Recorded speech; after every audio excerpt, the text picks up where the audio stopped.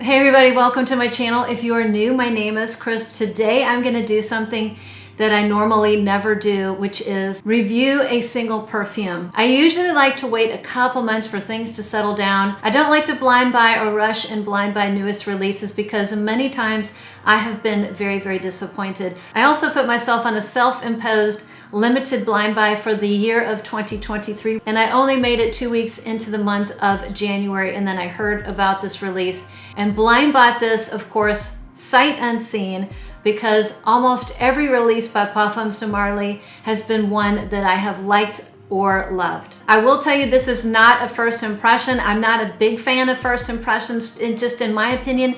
I am in the camp that thinks that you need to get at least several wears in before you have an idea of what a fragrance is like or how it's going to behave. I purchased this 2 days after its release. I bought it on the Parfums de Marly website. I paid full retail price, and this bottle was in my hands less than 48 hours later. I'm telling you, it was lightning fast. If you clicked on the thumbnail, you are here to see my impression on the newest release from Parfums de Marly, which is Valaya. It's in its box, but I've obviously worn it many times. In fact, I wore it 4 days in a row.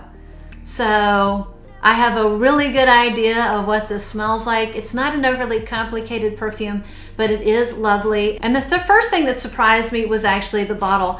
On the website, on the Parfums de Marly website, and the photos that I saw, the bottle looked a little bit more opaque, but it is a very translucent bottle. It is a clear translucent bottle. And I used to not be too overly concerned with individual perfumers, but I have come to find that once you know the nose behind a perfume, many times it tells you a lot about the juice inside. And the perfumer, or the nose behind this fragrance, this creation, is Quentin Biche, who happened to be the creator behind Delina and Delina Flankers. And we all know how popular those were, and I personally own every single one of them, and I enjoy every single one of them. So knowing that it was a Quentin Biche release, I felt very confident that I was going to like or love this perfume. It's a very pricey perfume, so I did take a chance with the blind buy, but knowing who the perfumer was and knowing that I've had really good luck with Parfums de Marly in the past, I went ahead and took the plunge, and I'm here to tell you that it wasn't a disappointment. And at the same time, I realized that if the blind buy was not successful, I have a platform here on YouTube, and I have an even bigger platform over on Instagram, and I felt like worst case scenario, I could at least use my failed blind buy to alert others of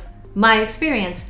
Fortunately, that was not the case. So today is the first day. This has not been my fragrance of the day. I wore it 4 days in a row, and it is beautiful, but I was just ready to wear something else in the cold weather that we're having. So the first thing I'm going to tell you is that the fragrance, the juice inside, resembles the packaging. It is a light, floral, woody, ambery musk. And the most thrilling and terrifying moment when you blind buy is that first spray. And when I first sprayed it, I breathed a huge sigh of relief because I knew it was right up my alley, and it is. Now, this fragrance does remind me on first spray of another one of my favorites that I like to wear in the spring and summer. So this, to me, on first spray, it's a little fruity, it's more citrusy and floral. I get soft, delicate white flowers, a little bit of citruses, and a little bit of fruits. Now, over on Instagram, when they saw me post a picture of this, I had someone ask me, does it smell like Oriana? I guess another perfume reviewer had said it smells like Oriana, and I will admit to you that is not the vibe I got. I can see how that person came to that conclusion. It has a little bit of the Oriana fruits right at the top, but they do not last very long at all. Those kind of fade, and then what you're left with are the white florals, a heavy musk, and a lab-created amber note. The citrus in here is mandarin, and what is a little bit unusual in that they use the entire mandarin, not only the essential oil from the juices, but they also used essential oil from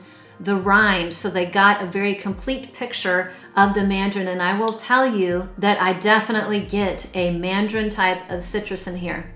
Mandarin is a little bit different from orange in that it's just a little bit, in my opinion, a little bit deeper and just a touch spicier. And the flowers that I get orange blossom, but what I get even more, and maybe it's my nose, but during the wear, I get lily of the valley. That is the floral that pulls the strongest on me.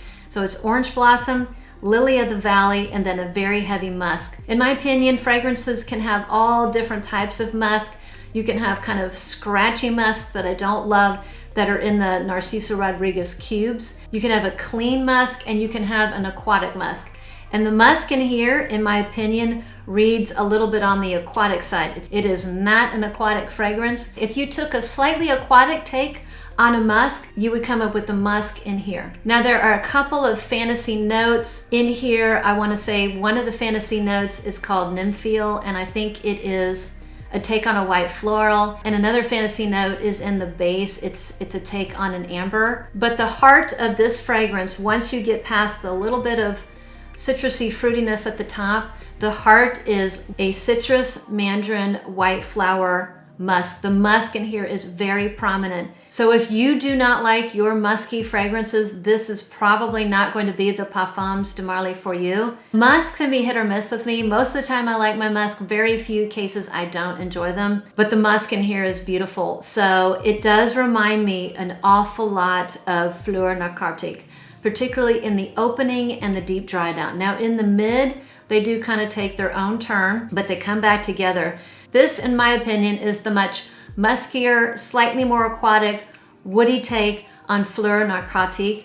Now, the point of view was supposed to be like cotton on bare skin. I think the inspiration was like petticoats underneath a dress that women used to wear, in the 19th century, with emphasis on the first layer of that petticoat. The petticoat under all these layers of clothing that has to be light and airy, but still has that warmth from the skin. When you hear that type of point of view, I thought it was going to be very, very light. I thought it was going to be very light wearing.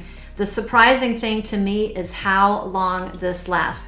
So yes, in my opinion, it is Fleur Narcotique's maybe half-sister with a teensy splash of Delina La Rosée, and the part of the La Rosée which is in here is that aquatic musk. It's very slight.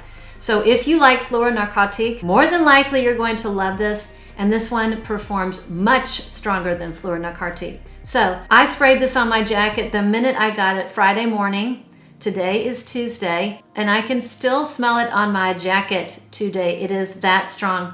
It also is persistent on clothes. I do not get that kind of longevity with Fleur Narcotique. As much as I love that perfume, and I do love that perfume, it's a little bit more fleeting. So the surprising thing is that this smells like it would be a light and airy, fluffy perfume, which it is, but it's got some heft to it. It's got some persistence and staying power. So if you're worried about a fragrance that is fleeting, that is not the case with this. Therefore, I think this would make a fantastic wedding scent. If I were to get married this year, this would be my wedding scent because it just smells like a bride. It's pretty, it's fresh, it's light, it's floral. It reminds me of a spring day, and maybe the bride, she has a bouquet of lily of the valley and orange blossoms and other white florals. And there's a breeze in the background, but it's still warm. This is gonna last all day. You don't have to worry about your bridal scent, your special scent of the day, wearing off in 2 to 3 hours. In closing, I will say this, in my opinion, is a big hit.